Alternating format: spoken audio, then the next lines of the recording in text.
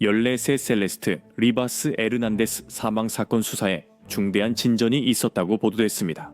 전해진 바에 따르면 이 사건에 대해 대배심이 소집되었는데 일반 대배심이 아니라 특별 대배심이라고 합니다. 이것이 가능한지, 잠재적 기소와 용의자에게 어떤 의미가 있을지, 그리고 이 모든 일이 가수 데이비드를 중심으로 어떻게 진행되는지 살펴보겠습니다. 로 앤 크라임 사이드 배우신 걸 환영합니다. 저는 제시 웨버입니다. 셀레스트 리부스 에르난데스 사망 사건 수사에 예상치 못한 전개와 혼란스러운 변화가 계속되고 있습니다. 왜냐하면 이번에는 TMZ가 LA 경찰국이 14살 소녀의 사망과 시신 유기와 관련해 임박한 체포가 없다고 전했다는 보도를 했기 때문입니다. 지난 9월 8일 LA에서 가수 데이비드 명의의 테슬라 차량에서 그녀의 시신이 발견됐습니다. 이제 LA 타임즈에 따르면 법 집행기관 소식통들은 이미 증거가 대배심에 제출되었다고 보도되고 있습니다. 정확히 말하면 이번에는 수사 대배심입니다. 그게 무엇인지에 대해 이야기해 볼 텐데요. 저희가 알기로는 수사 대배심은 기소를 내릴 수 없다고 알고 있습니다. 맞죠? 그러니까 아직 공식적인 기소가 이루어진 건 아닙니다. 수사 대배심은 특정 형사 사건에서 중요한 역할을 합니다. 설명드리겠습니다. 현재 셀레스트의 죽음과 관련해 체포된 사람은 없습니다. 데이비드는 공식적으로 범죄에 연루된 적 없지만 잠재적 용의자라는 보도가 있습니다. 하지만 LA 타임즈와 LA 매거진의 보도에 따르면 이 소위 대배심 앞에서 이 기소팀을 이끌고 있는 사람은 부지방검사 베스 실버먼입니다. 이 사건은 이미 여러 명의 증인들이 이 대배심 앞에서 증언을 했을 가능성이 있는 사건입니다.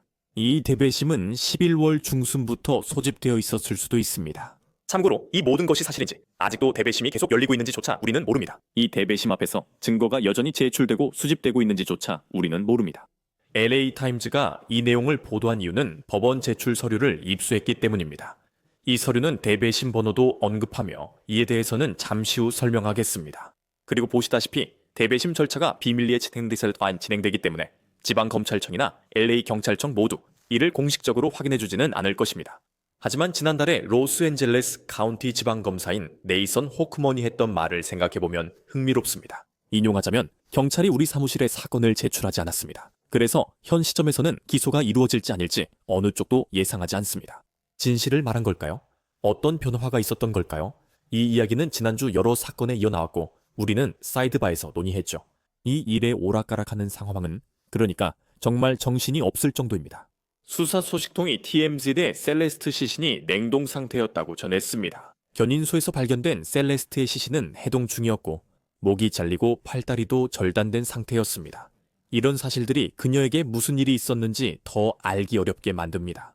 문제는 LA 경찰서 강도살인과 한경감이 피플 매거진에 이렇게 말했다는 점입니다. 이건 사실이 아닙니다. 스콧 윌리엄스는 셀레스트의 시신은 얼지 않았고 목이 잘린 것도 아니었다고 말했습니다. 시신이 얼어 있었다는 말은 말이 안 됩니다.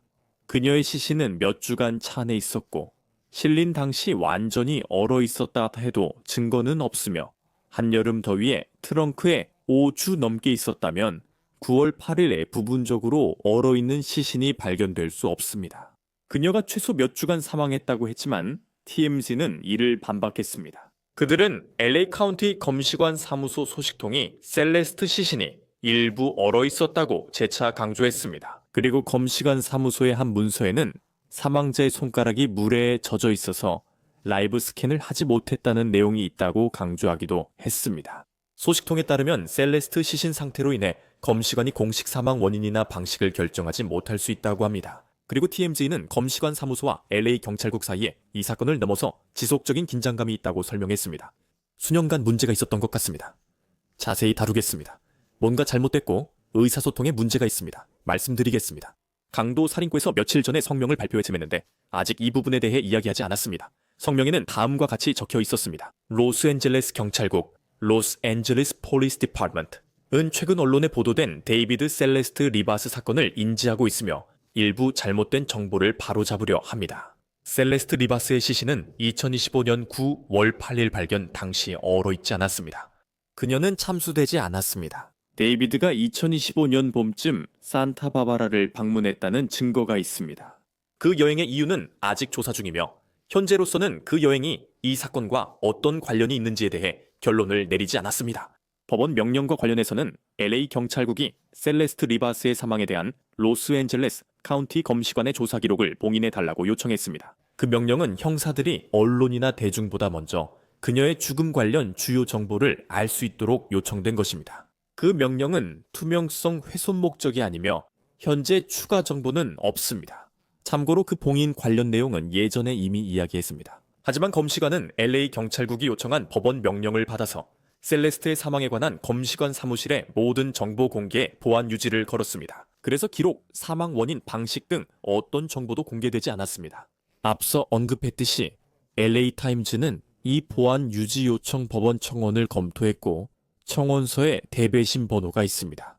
그래서 이곳에서 대배심 소집 가능성이 보도됐습니다. 대배심 얘기 전에 LA 경찰이 공식 확인은 안 했지만 데이비드가 용의자로 간주된다는 보도도 있었습니다. 참고로 이 조사 과정에서 그가 협조했는지에 대해서는 보도마다 엇갈린 내용이 있습니다. 하지만 유명한 형사 변호사 마크 게라고스는 자신의 투 앵그리 맨 팟캐스트에서 당국이 두 번째 용의자를 확인했다고 말했습니다. 셀레스트 시신 유기 관련 인물이라고 합니다. 그는 이렇게 말했습니다. 인용하자면 그들은 이 사건을 거의 분 단위까지 삼각 측량을 통해 위치까지 정확하게 파악했습니다. 소셜미디어, 휴대전화, 테슬라, 기타, 글로벌 포지셔닝 시스템, 추적 장치 모두 포함됩니다. 그러니까 이제 우리가 그런 모든 정보를 가지고 있다면 그게 사실이라면 그리고 이제 우리는 대배심 절차에 대한 보도도 접하게 된 겁니다. 이제 전 연방검사님아 로마니님을 모시겠습니다. 그는 캘리포니아 형사사법 시스템 전문가입니다. 니마님, 나와주셔서 정말 감사합니다. 여기서 잠깐 한 걸음 물러서서 수사 대배심이 무엇인지 설명해 주시겠습니까? 그것이 우리가 일반적으로 알고 있는 대배심과는 어떻게 다른가요? 제시 초대해 주셔서 감사합니다. 정말 슬프고 흥미로운 사건이네요. 수사 대배심은 증인과 문서를 소환할 수 있죠. 그게 그 기능이잖아요. 기소할 수 없어요. 그리고 사람들이 알아야 할 중요한 점은 대배심이 캘리포니아에서는 일반적으로 사용되지 않는다는 거죠. 맞죠? 분명히 말씀드리자면 저는 전직 연방검사입니다. 우리는 대배심을 항상 사용했었죠. 하지만 이곳 법원은 보통 고소장과 예비심리로 진행합니다. 중범죄 배심원 재판은 대배심 기소나 예비심리 두 가지 방법이 있습니다. 그리고 이곳의 지방검사들은 거의 항상 예비심리에서 고소장을 사용해 진행합니다. 그런데도 이번 사건에서는 왜 그렇게 안 하는 걸까요? 그게 그 의문입니다. 제 생각엔 대배심 전에 일부 증인 진술을 미리 확정하려는 것 같습니다. 이번 재판에 협조자가 필요하니 증인들이 진술을 바꾸지 않게 해야 합니다. 그래서 지방검사 사무실이 대배심을 소집한 겁니다. 증거가 필요하면 수색영장을 받을 수도 있으니까요. 그거는 대배심 소환장보다 훨씬 강력해요. 저는 그 부분에 대해 궁금한 점이 많아요. 우선 예비심리는 공개적으로 진행되잖아요. 꼭 카메라가 들어가야 한다는 건 아니지만 기자들은 들어갈 수 있죠. 그건 일반에 공개돼서 피고인에게 불리한 증거도 알 수 있어요. 그런데 대배심 절차는 비공개죠. 그 부분에 대해 좋은 지적을 하셨네요. 왜 그걸 비밀로 하려고 하는 걸까요? 아까 말씀하셨지만 혹시 누군가에게 미리 정보를 주지 않으려는 건가요? 대중이나 잠재적인 용의자, 피고인들이 지금 어떤 증거가 있는지 없는지 알지 못하게 하려는 건가요? 그리고 참고로 변호인들도 대배심에 대해 알 수 없어요. 증거를 제출할 수도 없고 변론도 할 수 없죠. 그래서 그냥 결과가 나오길 기다릴 수밖에 없어요. 그럼 이게 비밀로 진행되는 이유 중 하나인가요? 저희가 보도하긴 하지만 비밀일 수도 있다는 거죠. 대배심은 비밀로 진행돼야 하지만 정보가 자주 새어나옵니다. 알다시피 저는 이 사건에 대해 다소 비판적인 입장이었습니다. 저는 로스앤젤레스에 살면서 일하고 있습니다. 저는 법 집행기관을 존중하지만 셀레스트 리바스 사건은 진행 속도가 매우 느렸습니다. 저는 법 집행기관이 성급하게 판단하지 않고 제대로 일하길 바랍니다. 이는 흔한 변호 측 주장입니다. 하지만 이제 그녀의 시신이 발견된 지 거의 3개월이 다 되어갑니다. 시신이 가족에게 반환된 것이 가장 중요한 사실이고 그 증거는 사라졌습니다. 그러니까 최종 부검이든 독성 검사든 무엇이든 간에 그런 조사와 검사는 이제쯤이면 끝났어야 합니다. 저는 왜 법집행기관이 이렇게 오래 걸리고 대배심 절차를 택했는지 모르겠습니다. 왜냐하면 시간이 오래 걸리면 목격자의 기억이 흐려질 수 있고 증거가 사라질 수 있으며 무엇보다도 용의자가 도주할 수 있기 때문입니다. 저는 대배심 절차가 마음에 들지 않지만 지방검사 사무실은 대배심을 소집해야 하고 비밀로 해야 한다고 생각했을 겁니다. 나는 나중에 증거를 잃을 수 있어 지금 이 증인들에게 증언을 받아야 해. 수사 대배심이 무엇을 하는지, 어떻게 작동하는지 설명해 주세요. 왜냐하면 일반적으로 대배심은 기소장을 받고 기소 결정을 내리죠. 그들은 간단한 사건을 접하며 일부 증인, 수사관, 피해자가 있을 수 있습니다. 소집된 대배심원 과반수가 동의해야 하죠. 기소 개연성이 있다고 생각해 기소를 결정하는 거죠. 수사 대배심은 어떤 일을 하며 일상은 어떤가요? 보통 얼마나 소집되고 최종 결과는 무엇인가요? 마지막에는 무엇을 준비하나요? 네, 맞아요. 보통 대배심에 가는 이유는 기소를 받기 위해서입니다. 그게 무슨 뜻이냐면 증인을 세우는데 거의 항상 법집행기관의 증인입니다. 대개는 사건과 직접 관련 없는 증인입니다. 왜냐하면 증거 규칙이 적용되지 않기 때문이죠. 그들은 대배심에 온갖 소문 증거도 제출할 수 있습니다. 맞죠? 탄핵 증인으로 쓰이지 않고 재판 증언과 다른 말을 할 수 있는 사람을 원할 겁니다. 그래서 사건의 모든 증거에 대해 이야기하는 요약 증인을 두고 그걸 대배심원들에게 제시하는 거죠. 그리고 말씀하신 대로 단순 과반수만 있으면 됩니다. 대배심원은 보통 23명이며 12명이 기소를 결정할 수 있습니다. 기준도 낮아 개연성만 있으면 됩니다. 맞아. 알겠습니다. 대배심은 몇 분 만에 기소를 결정할 수 있고 원래 역할도 사람들 기소였습니다. 그래서 증거를 간단히 정리해 대배심원들에게 쉽게 전달하고 그들이 기소장에 쉽게 서명할 수 있게 하는 거죠. 수사 대배심은 매우 다릅니다. 그들의 역할은 실제로 증거를 듣는 것이기 때문에 보통 더 오래 진행됩니다. Law and Crime에서는 많은 재판을 다루고 모두 질문과 답변 형식에 익숙합니다. 수사 대배심에서는 거의 증언 녹취처럼 진행됩니다. 그렇죠. 증인이 오랫동안 말하도록 하는 게 중요합니다. 그래서 검사, 법정, 속기사, 증인, 대배심만 있습니다. 그 대배심 방에는 다른 아무도 없습니다. 피고인도 없고 증인을 반대 신문할 변호인도 당연히 없습니다. 그래서 민사 증언 녹취처럼 증인의 진술을 확실히 확보하고 싶어집니다. 몇몇 주는 형사사건 증언 녹취를 허용하지만 캘리포니아는 아닙니다. 그래서 대배심 절차를 기소 절차라기보다 증언 녹취처럼 생각하시면 됩니다. 그래서 조사 대배심이 끝나면 그들은 권고를 할 수는 있지만 기소를 내릴 수는 없습니다. 그건 다른 대배심으로 넘어가야 합니다. 그래서 결국에는 오늘 들은 모든 걸 바탕으로 이 증인을 소환장으로 부를 만한 충분한 근거가 있다고 생각합니까? 또는 압수수색 영장을 발부할 만한 충분한 근거가 있다고 생각합니까? 이런 식으로 질문을 받게 되나요? 그리고 그들의 세션이 끝날 때쯤 우리가 가진 증거를 다른 대배심 앞에 제출해서 기소를 할 만한 충분한 근거가 있다고 생각합니까? 라고 묻는 거군요. 제가 맞게 이해했나요? 그들이 매일 이렇게 하루를 마무리하나요? 네, 완전히 맞습니다. 그래서 그들은 기소를 받으려면 또 다른 대배심에 가야 합니다. 다시 말씀드리지만 그들이 반드시 그렇게 할 거라고 말하는 건 아닙니다. 보통은 고소장과 체포영장으로 체포 후 예비 심리를 합니다. 이곳 주 법원 시스템에서 대배심의 기소를 받는 것은 드뭅니다. 그런 일이 일어나긴 하지만 드물고 특히 살인 사건에서는 일반적으로 그렇게 하지 않습니다. 그럼 이렇게 여쭤볼게요. 어떤 점이 복잡한 건가요? 왜 그런지 이 사건에서 혼란스러운 상황, 사망 원인, 사망 방식, 여러 명의 관련자, 그리고 이 사건의 높은 관심도 같은 부분들 때문에 그런 건가요? 왜 이런 대안적인 방법을 선택하신 건가요? 그리고 참고로 이게 살인사건 수사인지 저도 확실히 모르겠어요. 이게 과연 살인사건 수사인지에 대해 의견이 분분하거든요. 이 사건이 복잡한 사망사건 수사가 되는 이유는 무엇인가요? 저는 그렇게 복잡하다고 생각하지 않습니다. 오랜 시간 부패한 시신이 있었습니다.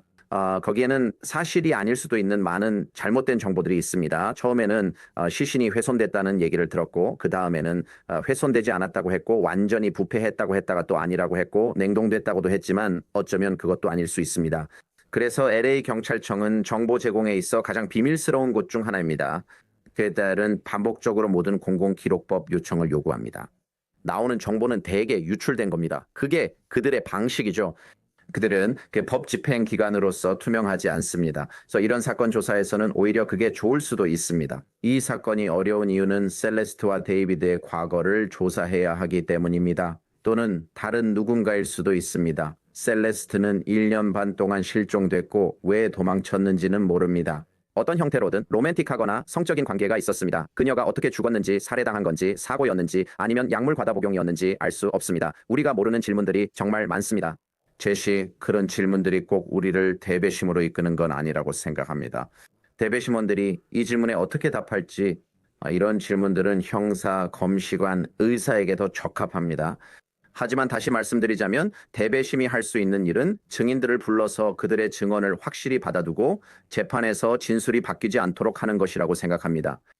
이런 사건에 있어서 대배심의 장점이 바로 그것입니다. 이 사건은 협조자들에게 많이 의존할 것 같죠? 그 집단에 있던 사람들이죠. 데이비드가 프랑카나 테슬라에 접근했거나 누군지 알던 사람들이요.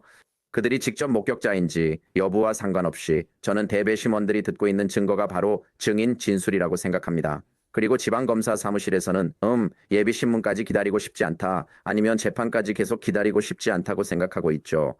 이 증인이 어떻게 진술할지 무슨 말을 할지 잘 모르겠어요. 아니면 갑자기 태도를 바꿔서 완전히 말을 뒤집을 수도 있죠. 왠지 증인 진술을 확정하려고 대배심을 소집하는 겁니다. 그들의 증언인이 벗어날 수 없어요. 예비 심리는 판사 앞에서 개연성 여부를 판단하는 절차입니다. 비밀을 제외하면 대배심과 다른 절차입니다. 참고로 왜 대배심이 있을 수 있는지에 대해 이야기하는데 대배심 번호가 언급되었다는 보도가 있었습니다. 제가 제대로 읽었나요? LA 경찰국이 검시관에게 비밀 유지를 요청하는 법원 청원서에서요? 이게 맞나요? 대배심 조사 중인 건가요? 저도 대배심 있다고 생각해요. 그리고 이건 다시 LA 경찰국으로 가죠. 맞죠? 제 말은 그들은 모든 것이 비밀로 유지되길 원하고 그래서 이걸 보류한 거죠. 보통 우리가 이런 얘기 했었잖아요. 그렇죠? 정부 기록은 공개된다고 주장하죠. 맞죠? 의무검사관 보고서와 법원 서류는 보통 공개되지만 이번에는 공개를 막으려 하고 있어요. 그걸 보면 보고서가 완성됐다고 느껴요. 조사가 완료됐거나 거의 끝나야 해요. 그리고 LA 경찰국이 그걸 보류하고 있다는 사실도 다시 한번 이 관할 구역에서는 흔한 일이지만 다른 지역의 법 집행 기관들이 이런 종류의 보고서를 처리하는 방식과는 다릅니다. 그리고 분명히 하자면 만약 이 대배심이 실제로 존재한다면 얼마나 오랫동안 소집되어 있었는지 정확히 알지 못한다는 거죠. 맞죠? 보도에 따르면 11월 중순부터지만 더 일찍일 수도 있습니다. 만약 제가 말씀드린다면 9월에 데이비드가 머물던 집에 대한 수색 영장이 있었다는 보도가 있었고 그곳에서 일부 자료가 압수되었다고 전해졌다는 거죠. 이 임대 부동산은 테슬라 인근에 있었습니다.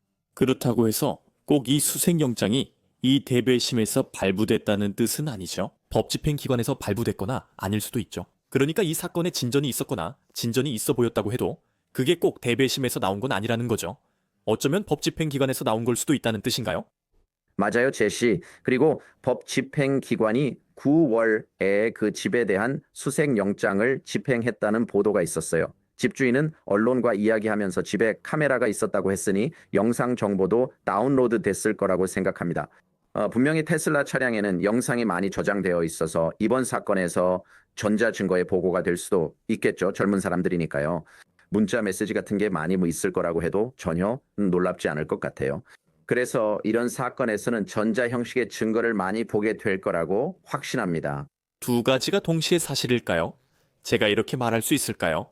수사 대배심이 소집되고 있고 셀레스트의 죽음이나 시신 유기 관련 또 다른 대배심 소집 가능성이 있다고요. 그리고 동시에 LA 경찰국이 TMS에 곧 체포가 이루어질 예정은 없다고 말했다고 주장할 수 있을까요? 모든 것이 사실일 수 있습니다. LA 경찰국은 처음엔 데이비드를 용의자가 아니라고 했다가 나중에 용의자라고 했습니다. 다시 말하지만 또 이 내용은 TMZ와 지역 언론 보도입니다. 그리고 LA 경찰국은 공식적으로 그가 용의자라고 밝히지 않았죠. 맞죠?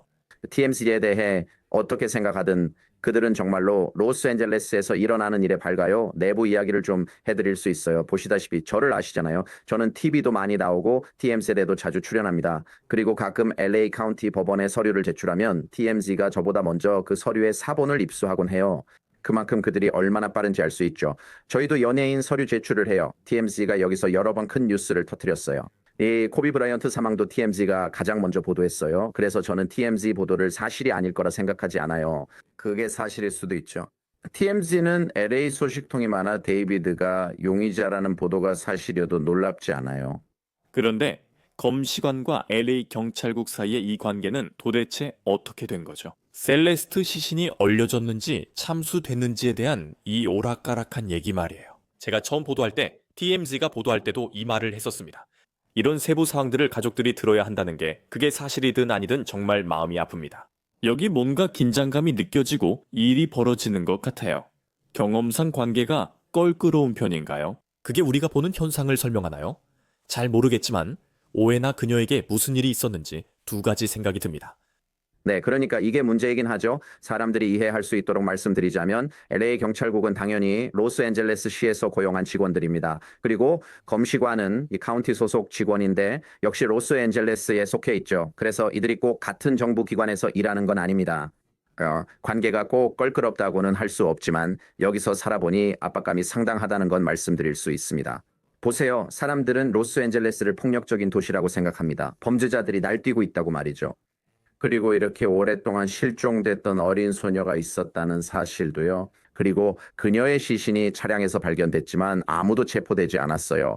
최소한 누군가는 시신을 훼손한 것 같지 않나요? 그들은 사후 방조범이었거나 그녀의 시신과 관련해서 어떤 범죄가 저질러졌던 거죠. 설령 죽음이 우발적이었다고 해도요. 그리고 물론 다른 여러 가지 잠재적인 범죄들도 있을 수 있죠. 납치가 있었는지, 법적 강간이 있었는지, 성매매가 있었는지, 그리고 분명히 살인도 있을 수 있습니다. 다시 말씀드리지만 저는 누구를 비난하는 게 아닙니다. 하지만 놀라운 것은 이제 2개월 반, 거의 3개월이 지났는데도 이 어린 소녀의 죽음에 대해 단 한 명도 체포되지 않았다는 점입니다. 그리고 이걸 지켜보는 많은 사람들, 여기 사는 많은 사람들이 화가 나 있습니다.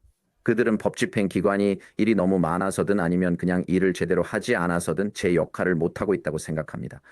그래서 이 사건에는 LA 경찰과 검시관 모두에게 정치적인 압박이 있다고 생각합니다. 사람들은 답을 원하며 특히 피해자 가족들은 더욱 그렇습니다. 정말 그렇습니다.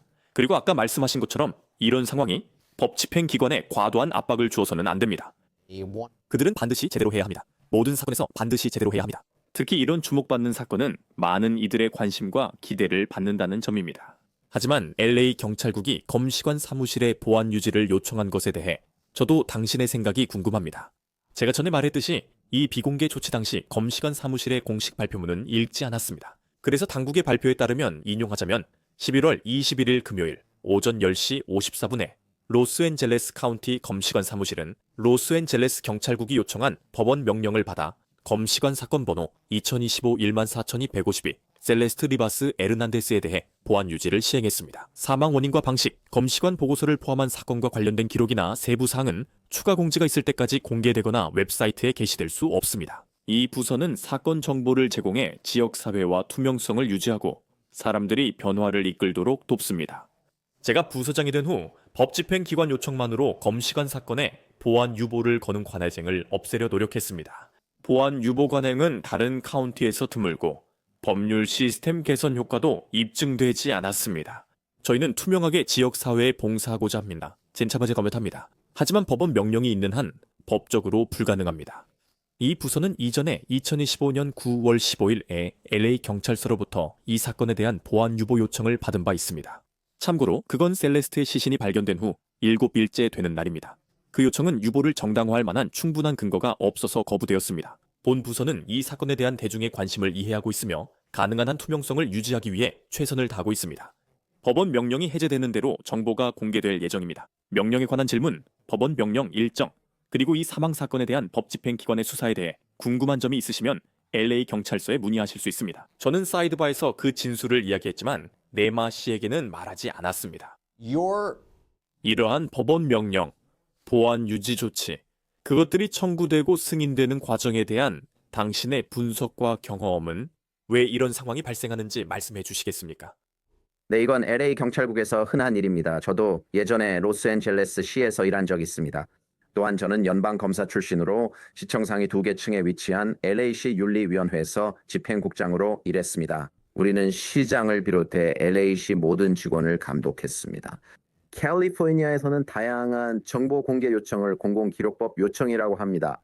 연방 시스템에서는 Freedom of Information Act 요청이라 부릅니다.